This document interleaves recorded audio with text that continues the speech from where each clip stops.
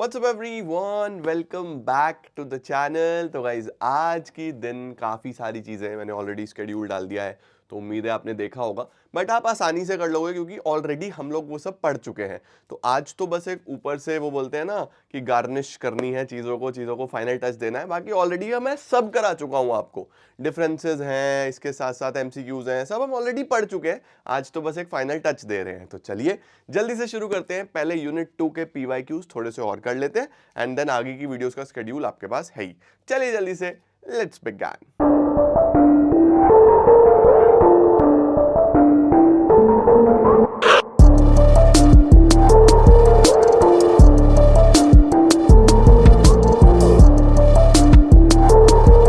शुरू करते हैं बच्चों। देखो सबसे पहला जो सवाल है वो है, is it necessary to generate employment in the formal sector rather than the informal sector.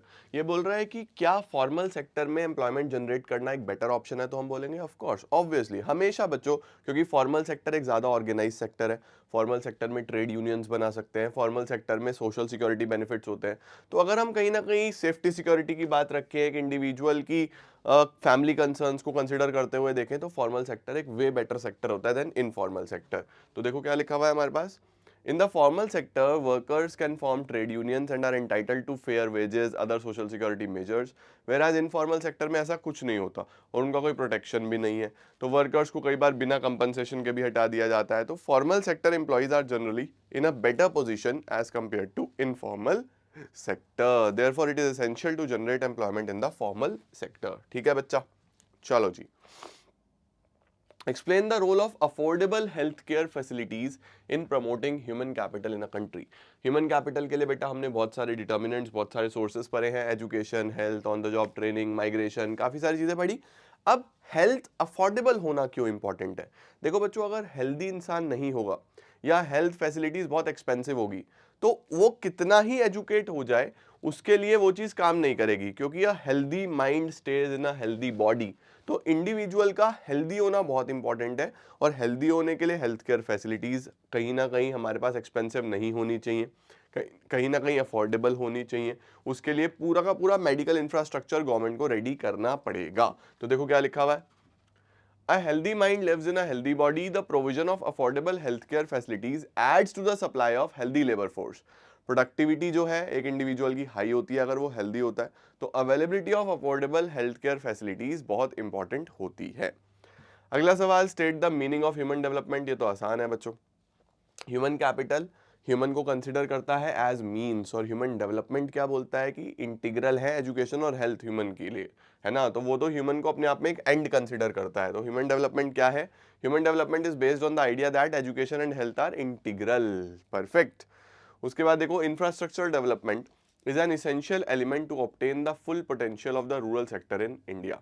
बोल रहा है अगर आपको रूरल सेक्टर का फुल पोटेंशियल देखना है या उसको फुल्ली यूटिलाइज करना है, तो इंफ्रास्ट्रक्चरल डेवलपमेंट बहुत ज़्यादा इसेंशियल हो जाता है। तो डेफिनेटली यस, क्योंकि रूरल एरियाज में जितना भी खेती हो रही है, जितना भी प्रोड्यूस जनरेट हो रहा है, उसको मार्केट करने के लिए, उसको बेचने के लिए, उसको अर्बन एरियाज तक लेके आने के लिए, उसको पूरे इंडिया में सर्कुलेट करने के लिए, इनफैक्ट अब्रॉड भेजने के लिए पूरा इंफ्रास्ट्रक्चर चाहिए। आपको रोड चाहिए, आपको वेयर हाउसिंग फैसिलिटीज चाहिए, आपको ट्रांसपोर्टेशन चाहिए, आपको अच्छी मार्केटिंग के लिए कम्युनिकेशन फैसिलिटीज चाहिए। तो इंफ्रास्ट्रक्चर डेवलप होना बहुत ज़्यादा इंपॉर्टेंट हो जाता है।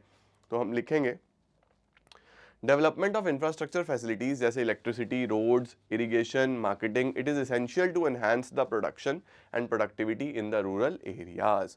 तो अगर इजी और अफोर्डेबल क्रेडिट भी होगा तो एम्प्लॉयमेंट अपॉर्चुनिटीज होंगी, इससे डाइवर्सिफिकेशन हो पाएगा और इंफ्रास्ट्रक्चर डेवलपमेंट में ओवरऑल डेवलपमेंट हमें देखने को मिलेगा। In a nation like India, self-employment provides a important avenue for employment generation. Defend or refute? The answer is yes, definitely corrected. हम इसको डिफेंड करेंगे। इंडिया के अंदर बहुत सारे लोग सेल्फ एम्प्लॉयड है। भाई भाई, इंडिया कैसा देश है, फार्मिंग वाला देश है, एग्रेरियन इकोनॉमी है, सब अपनी अपनी लैंड्स पे ही तो काम कर रहे हैं।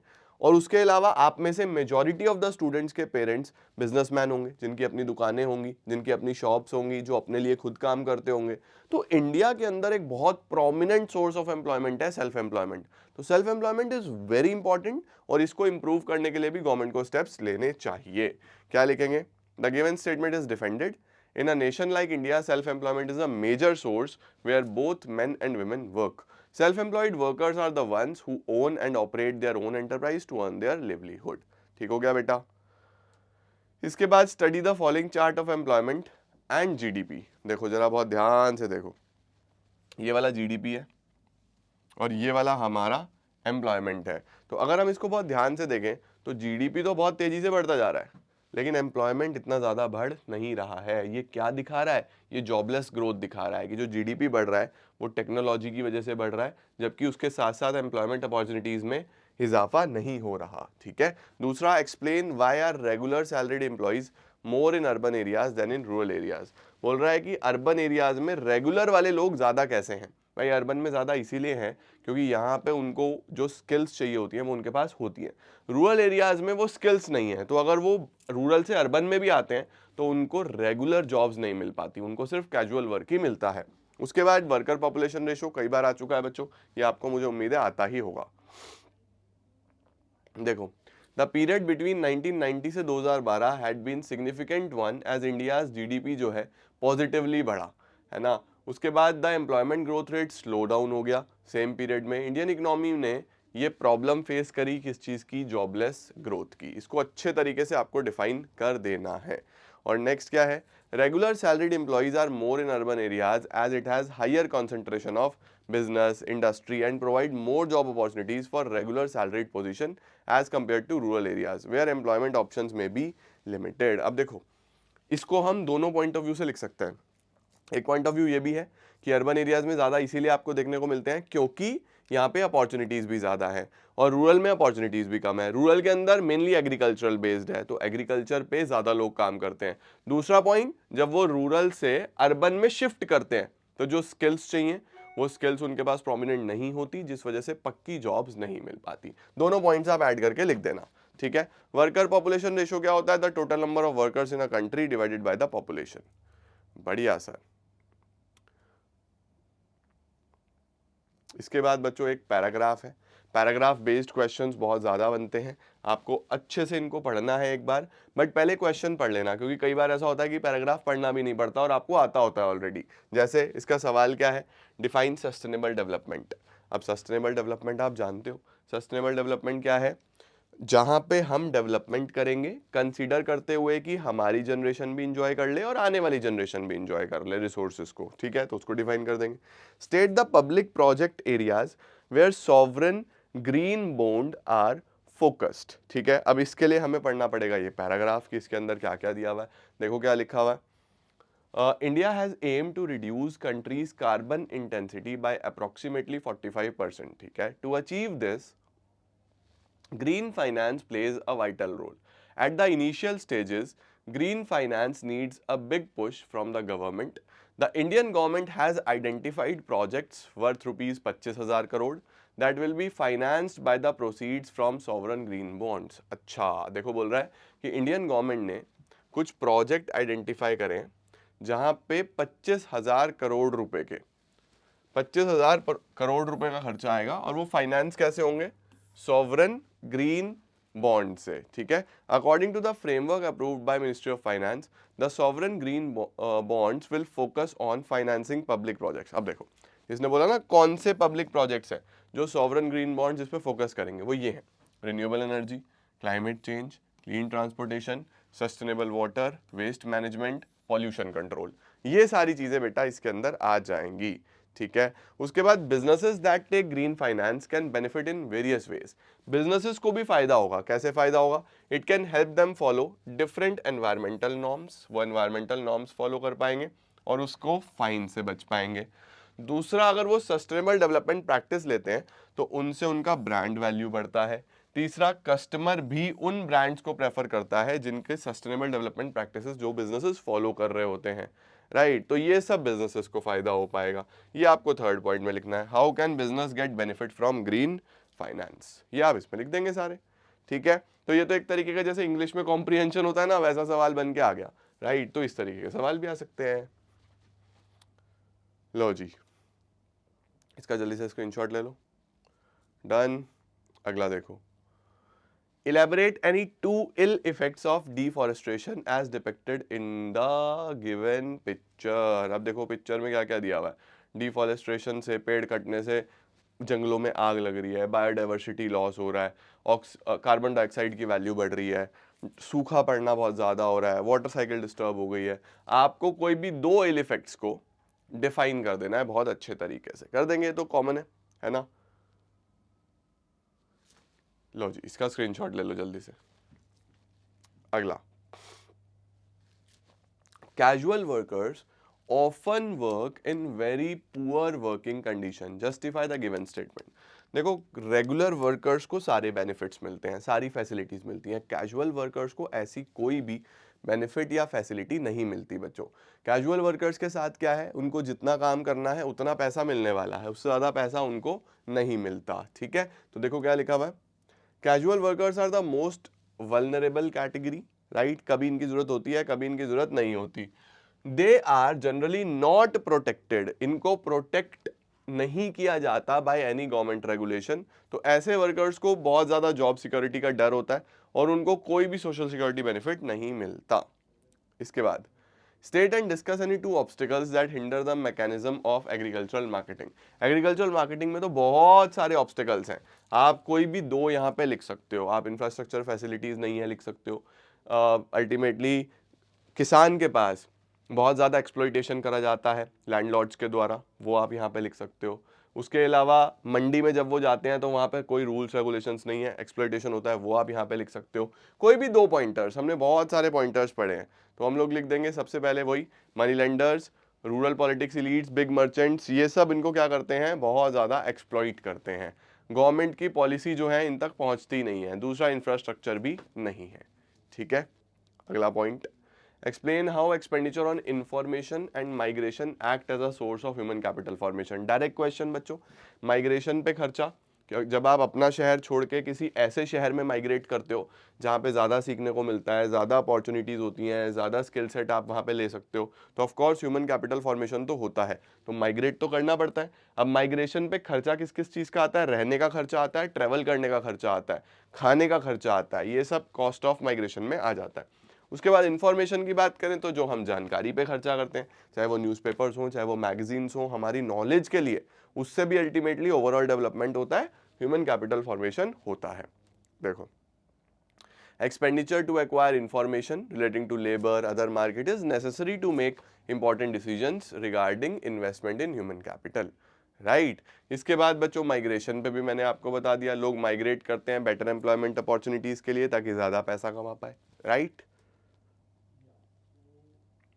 नेक्स्ट लिखा हुआ, explain any two objectives behind providing more and more institutional credit to farmers. दो ऑब्जेक्टिव बताओ कि इंस्टीट्यूशनल क्रेडिट पे क्यों फोकस कर रहे हैं। इंस्टीट्यूशनल पता है ना, नॉन इंस्टीट्यूशनल में तो वो money lenders, relatives, friends, private लोग सारे के सारे वो नॉन इंस्टीट्यूशन है। इंस्टीट्यूशन में cooperative credit, self help groups हो गए, रीजनल रूरल बैंक्स हो गए, लैंड डेवलपमेंट बैंक्स हो गए, नाबार्ड, कमर्शियल बैंक्स हो गए, तो ये सब इनको प्रमोट करना क्यों इंपॉर्टेंट है। इनको प्रमोट करना इसलिए इंपॉर्टेंट है बच्चों क्योंकि पहली चीज, इनका रेट ऑफ इंटरेस्ट कम है, तो किसान को जो पैसा मिलता है, जो क्रेडिट मिलता है, वो एक नॉमिनल रेट ऑफ इंटरेस्ट पे मिल जाता है। दूसरी बात मेरे बच्चे, क्या होता है यहाँ पे कि अगर वो एक ऐसे सोर्स के पास जाता है, इंस्टीट्यूशनल सोर्स के पास जाता है, तो वहां से उसको एक्सप्लॉइटेशन के चांसेस कम से कम हो जाते हैं। उसके साथ कोई धोखाधड़ी नहीं होती, कोई छुपे हुए टर्म्स एंड कंडीशंस नहीं होते, और इसके साथ साथ उसको सारी चीज़ें क्लैरिटी से समझाई जाती है, अवेयरनेस भी आती है और चीज़ें अच्छी भी हो पाती हैं। ये सब बेटा हम यहाँ पे लिख देंगे। सबसे पहले मनी लेंडर्स और ट्रेडर्स जो हैं वो बहुत ज़्यादा एक्सप्लॉइटेशन करते हैं, मैंने बताया इंस्टीट्यूशन में ऐसा कुछ नहीं होता। दूसरा, वो उनके अकाउंट्स भी मैनिपुलेट करते हैं, इंस्टीट्यूशन में ऐसा कुछ भी नहीं होता। बढ़िया sir. How did horticulture encourage rural development. Horticulture कैसे एनकरेज करता है रूरल डेवलपमेंट। हॉर्टिकल्चर को पूरा डिफाइन कर देंगे यार। हॉर्टिकल्चर है क्या, जिसमें फ्रूट्स, वेजिटेबल्स, क्रॉप्स, फ्लावर्स, इन पे फोकस करते हैं। इससे overall socio economic condition better होती है, लाइन जरूर लिख के आना, कई जगह चल जाती है ये, ठीक है, कि it helps in promoting the overall socio economic development of the nation, यानी सोशल भी, सामाजिक भी और इकोनॉमिक भी, पैसा भी कमा सकते हैं। It led to the creation of employment opportunities create होती हैं, राइट। तो एक बहुत अच्छा लिवलीहुड का ऑप्शन बन रहा है। दो functions of environment, direct question बेटा, assimilates waste, aesthetic services provide करना, एनहांसेस क्वालिटी ऑफ लाइफ, सब लिख देंगे। ठीक है, चलो जी। Distinguish between green revolution and golden revolution. Green revolution जो है बेटा वो व्हीट राइस में आया था, राइट। गोल्डन रेवोल्यूशन फ्रूट्स में, फ्लावर्स में, इनके अंदर गोल्डन रेवोल्यूशन हमें देखने को मिला।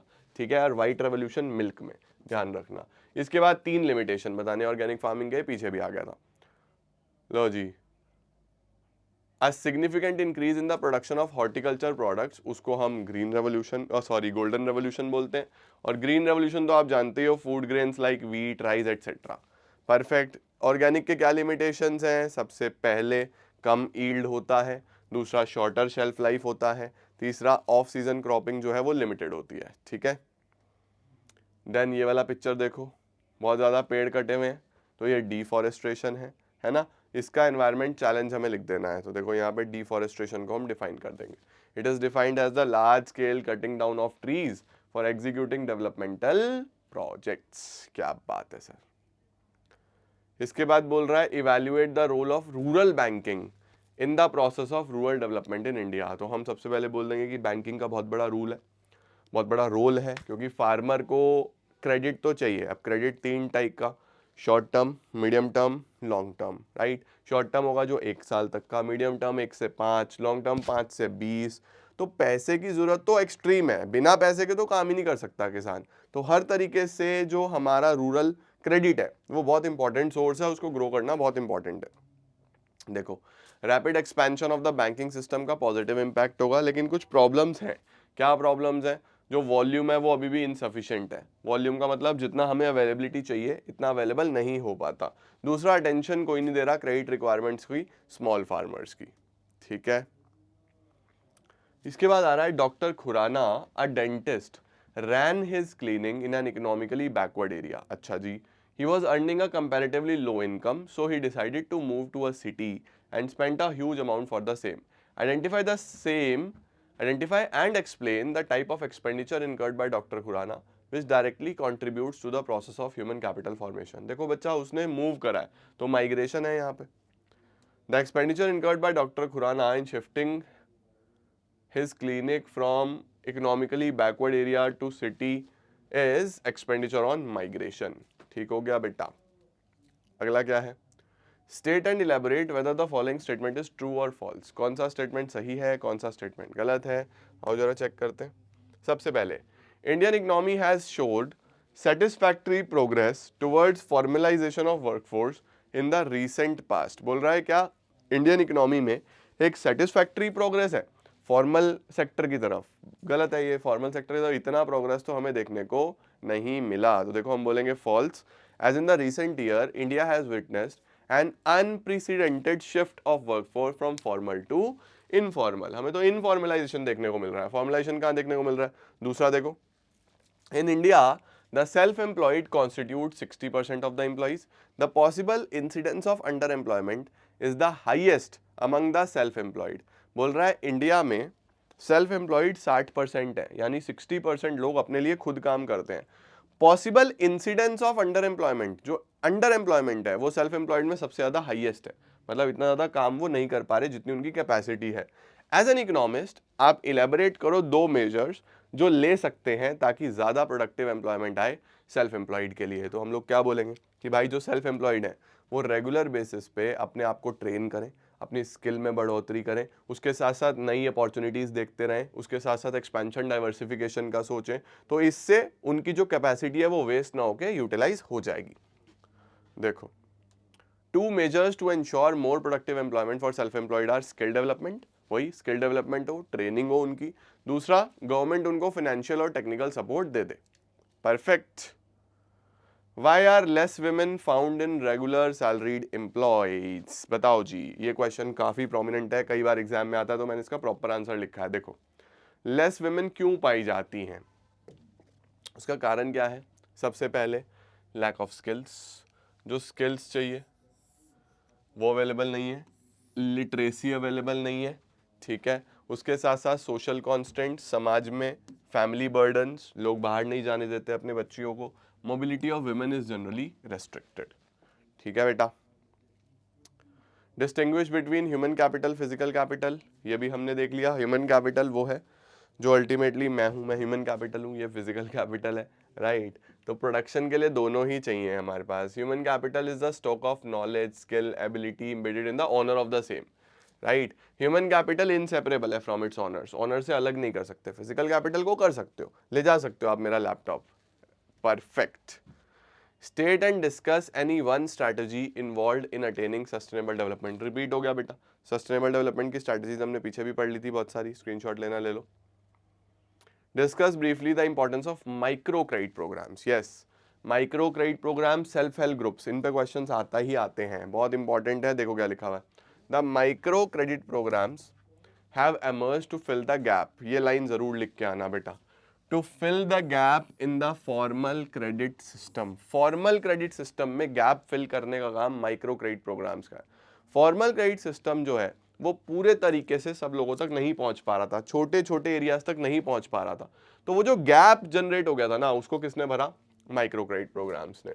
Since some collateral is required, vast proportion of poor households go out of the credit network. Microcredit system has brought these poor households in the ambit of formal credit system by providing them loans at the concessional rate of interests। लो जी, यहाँ पे check करो, picture दी हुई है और आपको बोल रहा है discuss any two strategies to tackle the global concerns of environmental degradation. देखो विंड एनर्जी, सोलर एनर्जी आपको दिखाई दे रही है, राइट, पंखे लगे हुए हैं और ये सोलर एनर्जी लगी हुई है, तो इन दोनों को हम अच्छे से डिफाइन करेंगे एनवायरमेंटल डिग्रेडेशन की रिस्पेक्ट में। In order to tackle the problem of environmental degradation, following strategies are highlighted: use of wind energy and use of solar energy. लो बच्चों, आखिरी सवाल क्या दिया है? Recently, the government of India has taken numerous steps towards increasing the farmers' income through agricultural diversification। बताओ diversification के क्या एडवांटेज होंगे? बेटा डाइवर्सिफिकेशन क्यों हो रहा है? एक तो एग्रीकल्चर रिस्की बिजनेस है, तो उस रिस्क से छुटकारा, दूसरा मोर इनकम, ठीक है, तीसरा अच्छा स्टैंडर्ड ऑफ लिविंग, बेटर उनको पैसा मिलेगा तो बेटर स्टैंडर्ड ऑफ लिविंग होगा। तो बहुत सारे एडवांटेज हो सकते हैं, आपको कोई भी दो लिखने हैं। सबसे पहला, फार्मिंग में बहुत रिस्क है तो वो रिस्क कम हो जाता है। दूसरा क्या होता है? एम्प्लॉयमेंट जनरेट होती है, उनको काफ़ी बेनिफिट मिलता है। तो ये थे बच्चों कुछ और सवाल from unit number 2। I hope आपको ये भी सारे के सारे आते हों। आज काफ़ी सारी वीडियोस आने वाली हैं जिसमें आपको काफ़ी सारा पोर्शन नया नया देखने को मिलेगा, सीखने को मिलेगा, तो करते चलना और बहुत अच्छे तरीके से हम सब कुछ कवर कर देंगे, ठीक है। Thank you so much everyone, I am gonna see you all super soon. Till then see ya, take care, bye bye, keep growing, keep glowing and keep smiling.